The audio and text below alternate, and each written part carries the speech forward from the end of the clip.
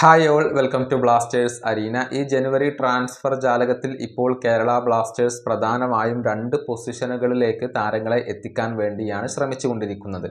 അത് ഒരു position right wing forward ആണ്. മുന്നേറ്റ നിരയിലേക്ക് ഒരു ഇന്ത്യൻ താരത്തെ കേരള ബ്ലാസ്റ്റേഴ്സിന് ആവശ്യമുണ്ട്. അതുപോലെ തന്നെ എക്സ്പീരിയൻസ്ഡ് ആയിട്ടുള്ള ഒരു ഗോൾ കീപ്പറെ കൊണ്ടുവരാൻ വേണ്ടിയുള്ള ശ്രമങ്ങൾ ബ്ലാസ്റ്റേഴ്സ് നടത്തുന്നുണ്ട്. മുംബൈ സിറ്റിയുടെ ബിബിൻ സിംഗിന് വേണ്ടി കേരള ബ്ലാസ്റ്റേഴ്സ് ശ്രമിക്കുന്നു എന്നുള്ള റൂമറുകൾ നേരത്തെ പുറത്തേക്ക് വന്നിരുന്നു. അതുമായി ബന്ധപ്പെട്ടുകൊണ്ട് ചില സോഴ്സുകൾ ഇപ്പോൾ റിപ്പോർട്ട് ചെയ്തിട്ടുള്ളത് ബിബിൻ സിംഗിനെ കേരള ബ്ലാസ്റ്റേഴ്സ് സ്വന്തമാക്കി കഴിഞ്ഞു, അദ്ദേഹവുമായി ഒരു അഗ്രിമെന്റിൽ എത്താൻ കേരള ബ്ലാസ്റ്റേഴ്സിന് സാധിച്ചു എന്നൊക്കെയാണ്.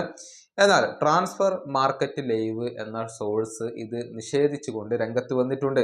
അതായത് നിലവിൽ ബിബിൻ സിംഗിനെ കേരള ബ്ലാസ്റ്റേഴ്സ് സൈൻ ചെയ്തിട്ടില്ല, അതേക്കുറിച്ച് പ്രചരിക്കുന്ന വാർത്തകളെല്ലാം ഫേക്കാണ് എന്നാണ് ട്രാൻസ്ഫർ മാർക്കറ്റ് ലൈവ് ഇപ്പോൾ പറഞ്ഞിട്ടുള്ളത്. ബിബിൻ സിംഗിനെ സ്വന്തമാക്കാൻ ബ്ലാസ്റ്റേഴ്സിന് കഴിഞ്ഞിട്ടില്ല എന്നാണ് ഇവർ അവകാശപ്പെടുന്നത്.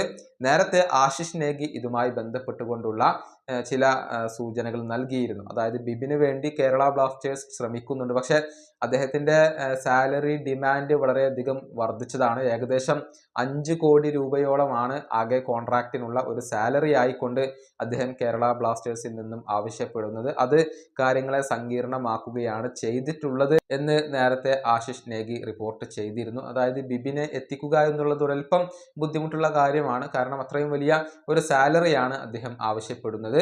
മുംബൈ സിറ്റിയുമായി 2025 സമ്മർ വരെയുള്ള ഒരു കോൺട്രാക്റ്റ് ആണ് അദ്ദേഹത്തിന് അവശേഷിക്കുന്നത്. ഈ കോൺട്രാക്റ്റ് അദ്ദേഹം പുതുക്കിയിട്ടില്ല. ഫ്രീ ഏജന്റ് ആയിക്കൊണ്ട് മറ്റേതെങ്കിലും ക്ലബിലേക്ക് പോകാനുള്ള ഒരു സാധ്യത അവിടെയുണ്ട്, പക്ഷെ അദ്ദേഹം ആവശ്യപ്പെടുന്ന സാലറി വളരെയധികം ഉയർന്നതാണ്.